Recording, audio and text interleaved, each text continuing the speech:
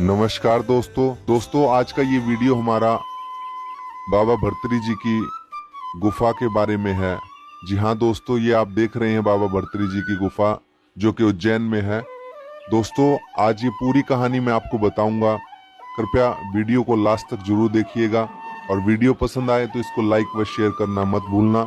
और दोस्तों चैनल पर नए हैं तो कृपया इसको रेड कलर के सब्सक्राइब बटन को दबा के सब्सक्राइब कर लीजिएगा, ताकि ऐसे ही सुंदर सुंदर वीडियोस आपके लिए आपको मिलते रहें। तो दोस्तों हम बात कर रहे हैं राजा भर्तरी के बारे में। राजा भर्तरी जो कि उज्जैन के राजा थे दोस्तों, और राजा भर्तरी की 3 पत्नियां थी, जिनमें से राजा अपनी एक पत्नी को ज्यादा मोह करने लगे थे। और दोस्तों इसी के कारण उसकी दोनों पत्नियां राजा से बड़ी परेशान और दुखी रहने लगी।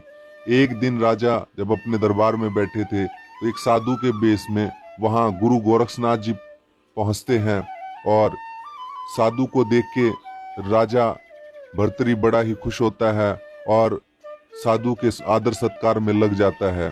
और साधु बड़ा ही खुश होके जब वहां से जाता है तो राजा को एक अमर फल देता है और कहता है, अगर राजा आप इस फल का सेवन करेंगे तो आप सदा ही जवान रहेंगे, आप कभी भी बूढ़े नहीं हो पाएंगे। तो ये कहकर वहां से संत जो है गुरु गोरक्षनाथ जी चले जाते हैं। तत्पश्चात राजा उस फल का सेवन करने से पहले सोचता है, क्यों न मैं इस फल को अपनी प्रिय रानी को दे देता हूँ, ताकि वो सदा जवान रहे और मैं उनसे सदा प्रेम करता रहूं। तो दोस्तों यह बात सोचकर राजा ने वह फल अपनी प्रिय रानी को भेंट कर दिया दोस्तों। लेकिन राजा भर्तरी को नहीं पता था कि उसकी रानी किसी नौकर से प्रेम करती है, प्रेम संबंध रखती है दोस्तों। तो रानी उस फल को लेकर सोचती है कि राजा ने तो मेरे प्रेम में इस फल को मुझे दे दिया है, लेकिन क्यों न मैं भी अपने प्रेम में इस फल को अपने प्रियम को दूं, ताकि वो सदा जवान रहे। और मुझे तो क्या आवश्यकता है जवानी की, तो वो अगर जवान रहेगा तो वो सदैव मुझे ऐसे ही भोगता रहेगा। तो ऐसे विचार रखकर दोस्तों रानी उस फल को अपने नौकर को दे देती है, जो कि राज दरबार में अस्तबल में रहता था दोस्तों।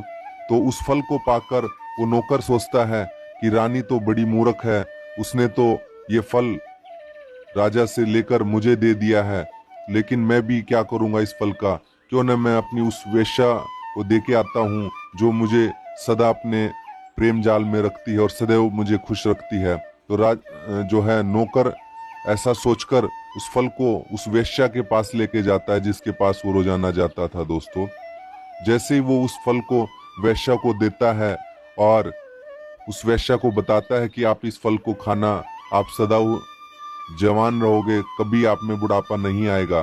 दोस्तों वो वेश्या उस फल को ले लेती है, और तब जब वो नौकर उस फल को देकर वेश्या को चला जाता है, तब वो वेश्या सोचती है कि मुझे इस फल की क्या आवश्यकता है, मैं तो पहले ही नरक का जीवन भोग रही हूँ। अगर ऐसे ही नरक में मैं सदा जीवित रहूंगी, जवान रहूंगी, तो मुझे सदैव पीड़ा उठानी पड़ेगी। क्यों न मैं इस फल को अपने न्यायप्रिय राजा को दे देती हूँ। अगर राजा सदैव जवान रहेंगे, सदा स्वस्थ रहेंगे, तो वो इस प्रजा का देखभाल, इस प्रजा की निगरानी बड़े अच्छे से कर पाएंगे। यह सोचकर वो वेश्या उस फल को लेकर राजा के पास पहुंचती है और उस फल को राजा को भेंट करती है और बताती है कि महाराज इस फल के खाने से आप सदा जवान रहेंगे, सदा स्वस्थ रहेंगे। तो यह बात सुनकर राजा बहुत ही आश्चर्य में पड़ जाते हैं और पूछते हैं कि वेश्या ये फल तुम्हारे पास कैसे पहुंचा। और तब वेश्या महाराज को बताती है कि महाराज एक नौकर मेरे पास आता है, उसी नौकर ने मुझे ये फल दिया है और वह सदैव जवान बना रहेगा। तो इस फल की राजा जी मुझे कोई आवश्यकता नहीं है, तो इसी उद्देश्य से मैं इस फल को आपके पास लेके आई हूँ कि आप इसका सेवन करें और सदा जवान और स्वस्थ बने रहें, ताकि आप इस प्रजा की और अच्छे से दोस्तों देखभाल कर पाए। तो यह सोचकर राजा बड़ा दुखी हुआ कि जिस फल को मैंने अपने रानी को दिया था वो इस वेश्या के पास कैसे पहुंचा। तो दोस्तों राजा भर्तरी जो है वो उस नौकर को बुलवाते हैं और बड़ी सख्ती से उससे पूछा जाता है। तब वो नौकर बताता है कि महाराज रानी मेरे प्रेम में बंधी हुई है और इसी कारण से रानी ने मुझे ये फल उपहार में दिया था और मैंने ही इस फल को उस वेश्या को जाके दे दिया था ताकि वो वेश्या जवान रहे और मैं उसको भोगता रहूं। तो दोस्तों, राजा भर्तरी इस सच्चाई को जान गए थे कि रानी ने उनके साथ धोखा किया और इस धोखे को लेकर बड़े दुखी होकर राजा भर्तरी वैराग्य रूप ले लेते हैं और इस उज्जैन की प्रसिद्ध गुफा में पहुंचते हैं दोस्तों। और यहाँ 12 साल बैठकर तपस्या करने के बाद उनको ब्रह्म ज्ञान होता है। तो दोस्तों, ये कहानी थी राजा भर्तरी की, जो कि अत्यंत सिद्ध महात्मा कहलाए।